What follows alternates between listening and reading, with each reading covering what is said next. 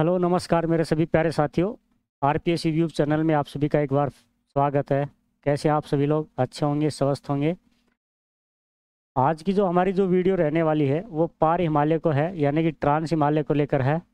और जो ट्रांस जो हिमालय है जो आपका, उसको हिमालय की सिरे के साथ नहीं जोड़ा जाता है, क्योंकि जो हिमालय का जो निर्माण हुआ था वो एक अलग ही एरा में हुआ था, जबकि ट्रांस हिमालय का जो उत्पत्ति जो हुई थी वो हिमालय से भी पहले हुई थी। यानी कि जो आपका जो ट्रांस एयर जो एक अलग एरा था उसमें इसकी उत्पत्ति हुई थी। तो ये इसका हम जब भी इसकी स्थिति को, लोकेशन को अगर हम देखते हैं तो जो ये जो सिचुएटेड जो होता है ये अलग हिमालय को पार करने के बाद होता है, यानी कि चीन की तरफ होता है। ठीक है, तो उसके बारे में हम चर्चा करेंगे आज कि ट्रांस हिमालय में क्या क्या विशेषताएं पाई जाती हैं। तो उनसे रिलेटेड जो एक दो जो क्वेश्चन आने की संभावना रहती है वो भी देखेंगे हम। पहले मैं आपको ये बता देता हूँ कि जो भी बच्चा पहली बार देख रहा है, जो चैनल को सब्सक्राइब नहीं किया है वो कर लीजिएगा, और आगे ऐसी वीडियो मिलती रहेंगी आपको। ये जो क्लास जो है ये सेकंड क्लास जो ग्रेड है उसके पर्पज़ के लिए बनाई जा रही है। लेकिन आने कोई भी जो एग्ज़ाम है उसमें सभी प्रकार की जो भी एग्ज़ाम होती है, कंपटीशन प्रतियोगिताएं होती हैं, उनमें ये टॉपिक आता रहता है, तो सभी के लिए विशेष बन जाती है।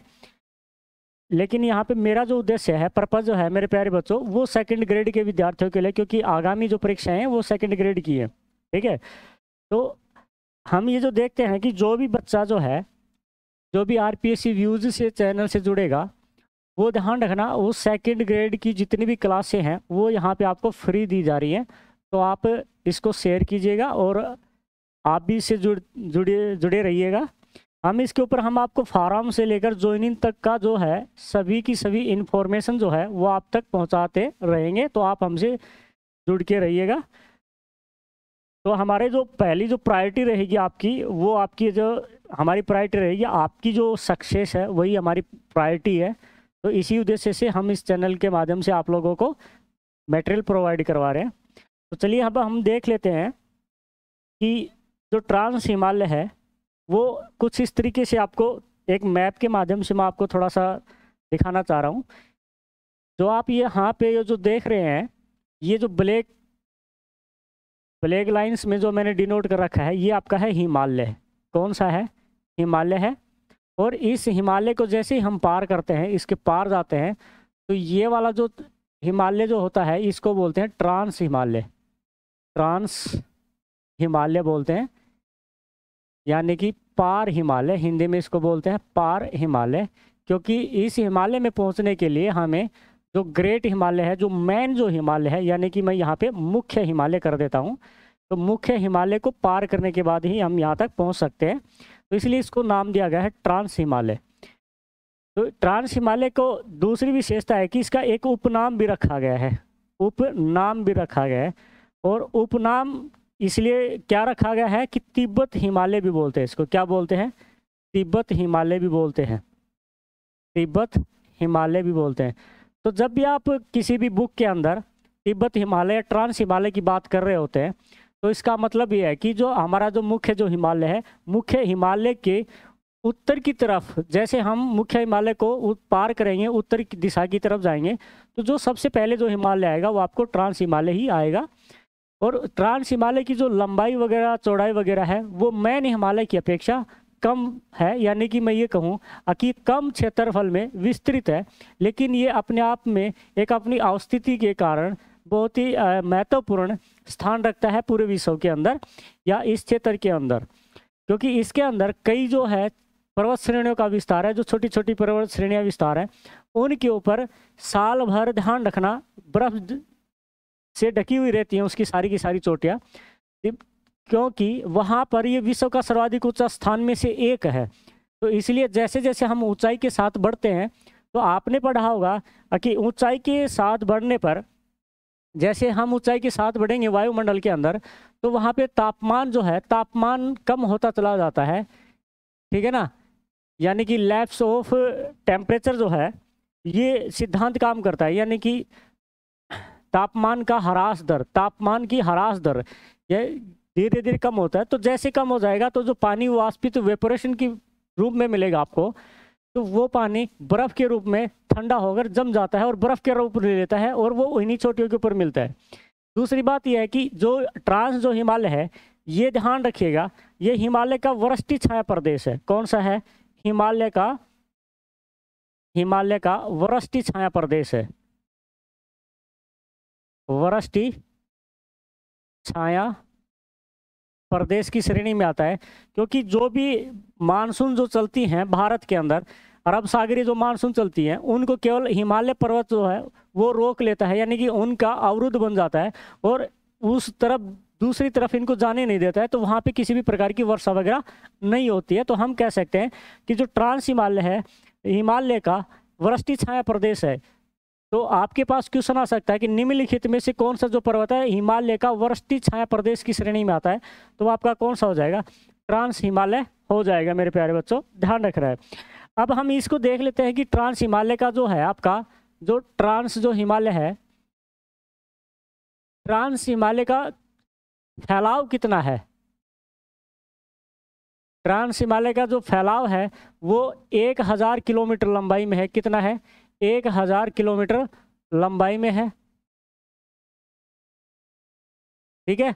और दूसरा अगर हम इसमें देखें, इसकी जो चौड़ाई है वो कुछ ज़्यादा नहीं है, केवल 250 किलोमीटर चौड़ाई में फैला हुआ है। कितनी चौड़ाई में फैला हुआ है? 250 किलोमीटर चौड़ाई में फैला हुआ है, ठीक है।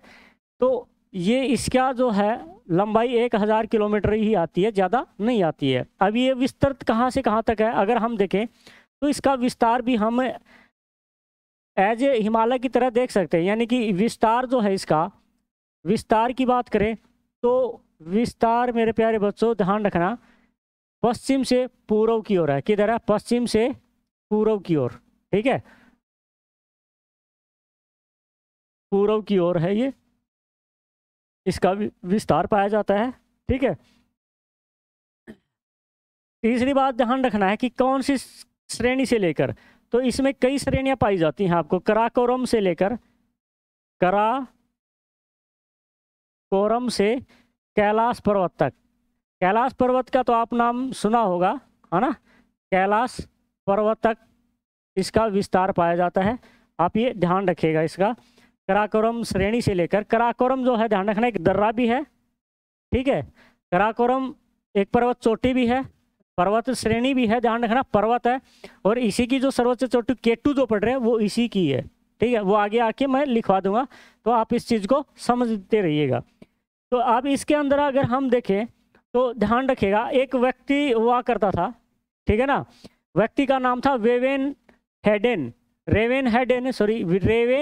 था, और उसी ने सबसे पहले ट्रांस हिमालय के बारे में बताया था मैं, और उसी ने इसको ध्यान रखना क्या बोला गया है, इसको कराकोरम जो था इसकी जो श्रेणी है उसको मध्य एशिया की रीढ़ का है, ठीक है ना। तो ट्रांस हिमालय के बारे में, किसके बारे में? ट्रांस हिमालय के बारे में सबसे पहले किसने बताया था? तो सबसे पहले की अगर हम बात करें तो ध्यान रखना किसने बताया था? रेवेन हेडेन ने, ठीक है ना। दूसरी बात ध्यान रखना, इसने अपनी पुस्तक में कराकोरम जो श्रेणी है, कौन सी? कराकोरम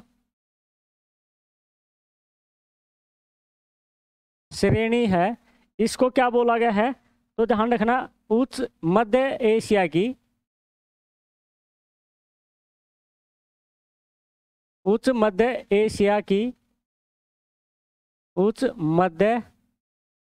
एशिया की रीढ़ कहा गया है, ठीक है, या रीढ़ बोल सकते हो, क्योंकि रीढ़ जो होती है बैकबोन को बोलते हैं, ठीक है ना। तो क्या बोला गया है इसको? मध्य एशिया की रीढ़ की हड्डी बोला गया है। तो इसको ध्यान रखिएगा इस चीज़ को, ठीक है। अब इसमें देखते हैं कि कौन कौन सी श्रेणियां शामिल हैं, है ना। श्रेणियों की अगर हम बात करें तो जो सबसे पहले जो श्रेणी जो आती है, मैंने अभी बताया था आपको कि इसकी जो शुरुआत कहाँ से होती है, तो कराकोरम से होती है ना। तो पहली हमारी जो श्रेणी है वो कौन सी है इसमें, अगर हम देखें तो वो है, पहली है इसमें कराकोरम श्रेणी। कौन सी है? Karakoram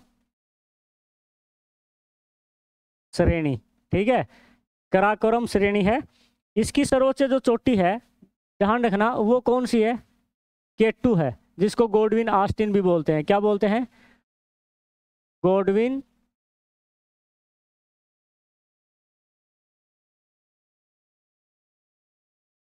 Godwin Austen. ठीक है, इसकी जो हाइट है, ध्यान रखना, इसकी हाइट है 86-11 मीटर। ये मैं K2 की बात कर रहा हूँ यहाँ पे, जरा ध्यान से सुनिएगा। मैं K2 की ऊंचाई लिख रहा हूँ यहाँ पे, ठीक है। ये ध्यान रखना, भारत की सर्वोच्च चोटी है। क्या है? भारत की सर्वोच्च चोटी। ठीक है, विश्व की दूसरी सर्वोच्च चोटी है ये, ठीक है ना, विश्व की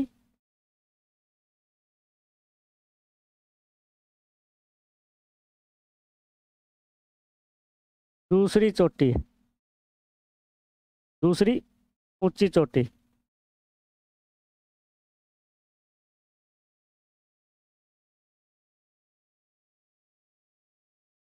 और ट्रांस हिमालय की सर्वोच्च चोटी है, या पार हिमालय, या ट्रांस हिमालय की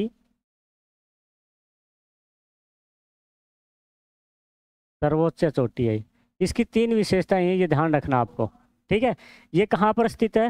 ये जो आपकी जो K2 जो है, ध्यान रखना, K2 POK में स्थित है। K2 जो है वो कहाँ पे अवस्थिति है उसकी? तो POK में इसकी अवस्थिति है। तो अवस्थिति को थोड़ा सा ध्यान रखना है। ठीक है, अवस्थिति को ध्यान रखना है।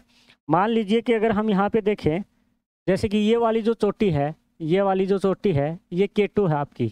ठीक है, और ये जो अवस्थिति जो आती है, ये POK के अंतर्गत आती है, POK के अंतर्गत।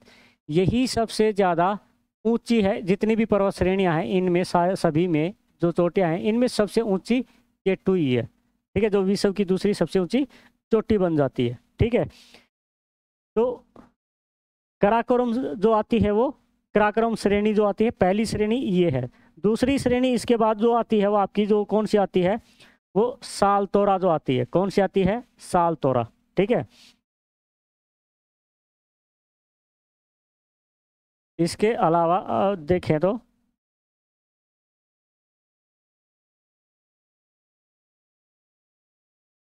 सालतोरा श्रेणी, एक आपने नाम सुना होगा राकापोसी, ये भी इसी पर्वत के अंतर्गत आती है। और इसकी जो विशेषता क्या है वो देखिएगा। इसकी विशेषता है कि विश्व में क्राउड ढाल वाली चोटी है। ठीक है, यानी कि इसका जो ढाल है, स्लोप है, वो सबसे खड़ा है, यानी कि बहुत तीव्र है बिल्कुल। ठीक है, इसके अलावा लद्दाख, लद्दाख जो श्रेणी है, लद्दाख श्रेणी जो है, और जास्कर श्रेणी है, जास्कर श्रेणी है, और एक श्रेणी आती है कैलाश श्रेणी। कौन सी? कैलाश श्रेणी। अब जो आपकी जो कैलाश श्रेणी है, ध्यान रखना, कैलाश श्रेणी तिब्बत में फैली हुई है। कहाँ पे है? तिब्बत में।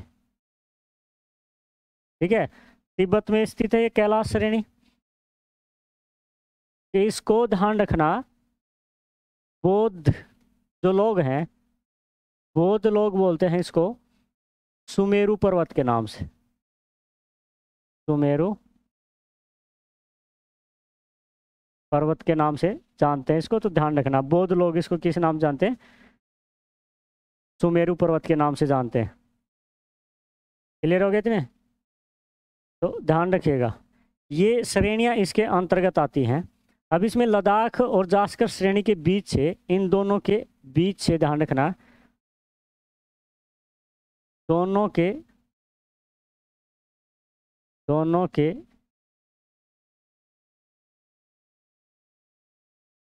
बीच से सिंधु नदी प्रवाहित होती है।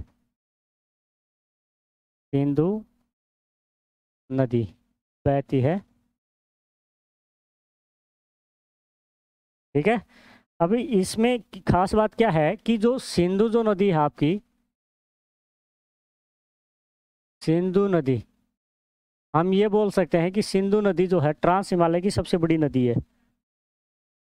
ठीक है। सिंधु नदी लद्दाख श्रेणी को, लद्दाख श्रेणी को बूंजी नामक स्थान पर क्या करती है, काटती है। क्या करती है, काटती है। और वहां पे एक गार्ज का निर्माण करती है। किसका, गार्ज का, जिसको बोला जाता है सिंधु गार्ज। क्या बोला जाता है, सिंधु गार्ज, जो विश्व का सबसे गहरा गार्ज है। क्या है, 5200, लगभग 5200 मीटर है। विश्व का सबसे गहरा है। क्या है ये, विश्व का सबसे गहरा, विश्व का सबसे गहरा गार्ज है ये। ठीक है। तो इतनी ये बात ध्यान रखना है इसके लिए, विश्व का सबसे गहरा जो है ये। ठीक है ना। तो ध्यान रखिएगा, ट्रांस हिमालय और ट्रांस हिमालय का नाम है, लद्दाख और जास्कर के बीच से प्रवाहित होती है सिंधु नदी। तो और लद्दाख श्रेणी को काटती है, ध्यान रखना, बूंजी नामक स्थान के ऊपर। इसके अलावा और अगर हम इसकी विशेषताएं देखें तो ध्यान रखना है, ट्रांस जो आपका जो ट्रांस हिमालय है अवसादी चट्टानों से बना है। किससे, अवसादी चट्टानों से निर्मित है। ठीक है। अवसादी चट्टानों से क्या है, निर्मित है, यानी कि सेडिमेंट्री जो रॉक्स हैं उनसे। इन्हीं को परतदार चट्टानें भी बोलते हैं, आपने पढ़ा होगा कि परतदार चट्टानें जो होती हैं ये उनसे बना हुआ है ये आपका। तो ध्यान रखना, परतदार चट्टानें भी बोलते हैं इसको। क्लियर हो गया, क्लियर हो गया इस चीज का। अब विशेषता ही सुनिएगा, जो ट्रांस हिमालय जो है आपका, वो हिमालय का हिमालय का हिमालय का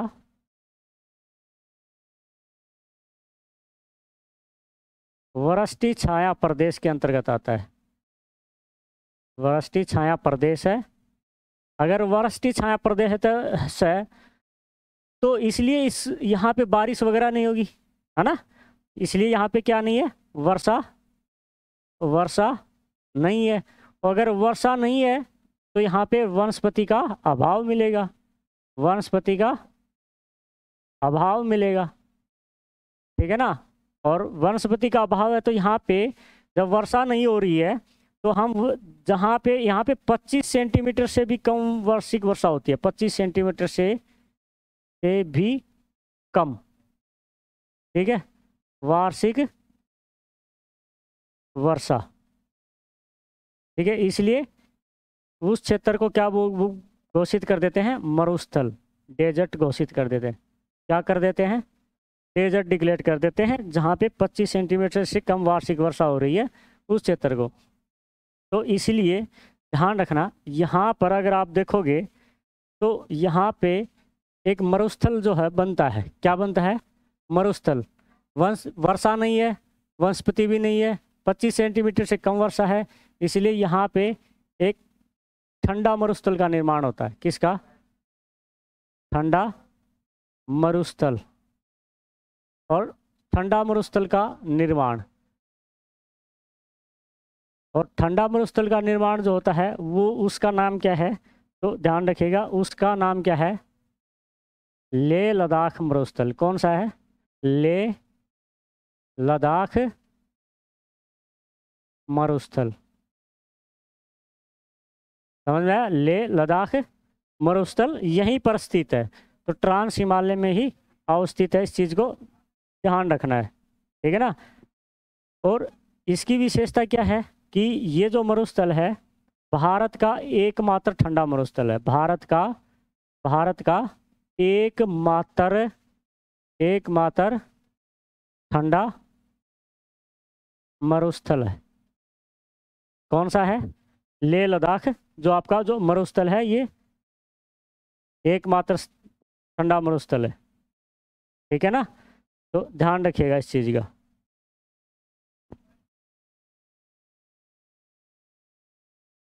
क्लियर हो गया इस चीज़ का? तो मेरे प्यारे बच्चों ध्यान रखना है ट्रांस हिमालय के बारे में। क्लियर हो गया?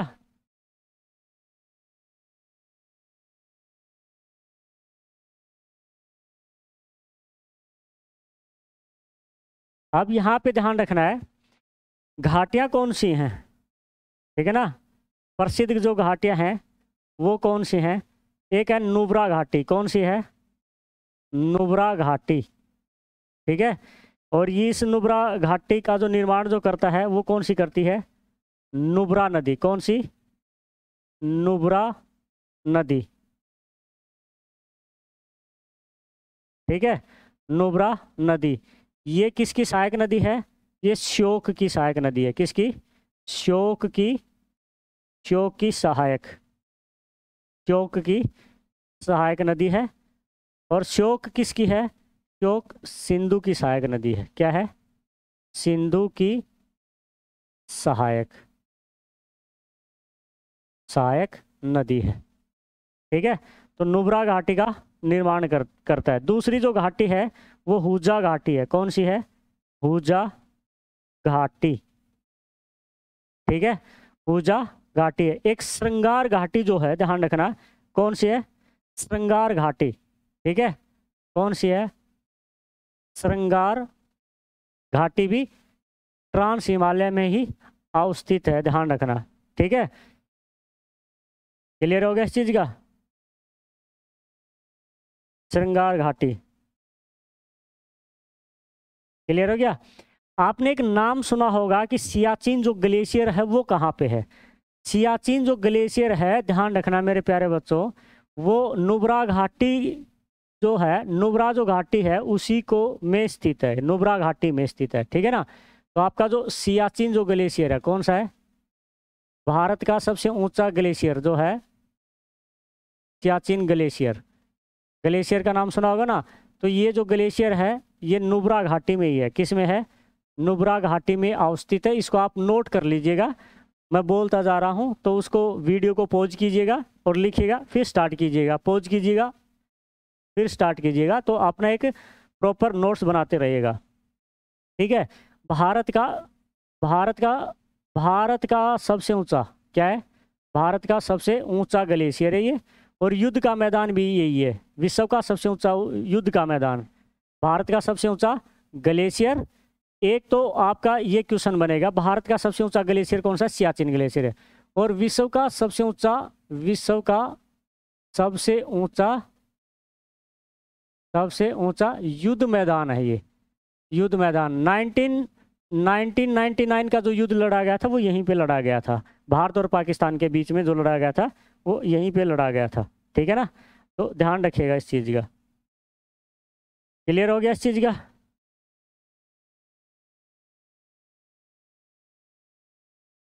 तो ध्यान रखिएगा। इसके अंदर अगर हम देखें तो जैसे कि जोजिला जो दर्रा है, जोजिला जो दर्रा है वो भी यहीं पे है। ठीक है ना? कराकोरम जो दर्रा है, कराकोरम जो दर्रा है वो भी यहीं पे है। ठीक है ना? बुर्जिल जो दर्रा है, बुर्जिल दर्रा है वो भी यहीं पे है। क्लियर हो गया? खारदुंग का नाम सुना होगा आपने कभी, खारदुंग। ठीक है ना? तो खारदुंग जो दर्रा है वो भी यहीं पे है। ठीक है। और खोरबत दर्रा है वो भी यहीं पे है। काला पानी के नाम से सुना होगा कि काला पानी जो दर्रा है वो भी यहीं पर अवस्थित है। तो ध्यान रखिएगा इस चीज़ का मेरे प्यारे साथियों कि ये प्रमुख जो दर्रे हैं ये यहीं पे हैं। ठीक है ना? तो ये इसके प्रमुख दर्रे हो गए हैं। क्लियर हो गया इस चीज़ का? तो ध्यान रखिएगा। इसके अंदर पूर्ववर्ती नदियां प्रवाहित होती हैं। कौन सी? पूर्ववर्ती पूर्ववर्ती नदी। पूर्ववर्ती नदी कौन सी होती है? जो नदी पर्वत के निर्माण से पहले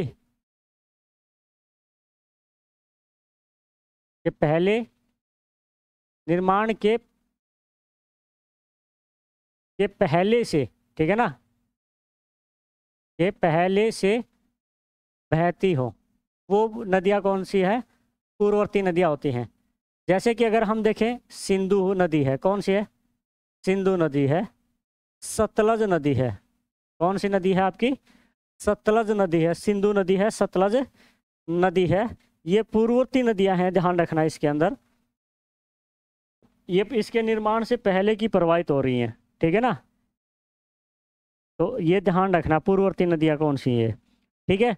तो इसके बारे में एक छोटा टॉपिक था, इसलिए आज की जो क्लास है वो यहीं पे, और मिलते हैं अगली क्लास में एक नए टॉपिक के साथ।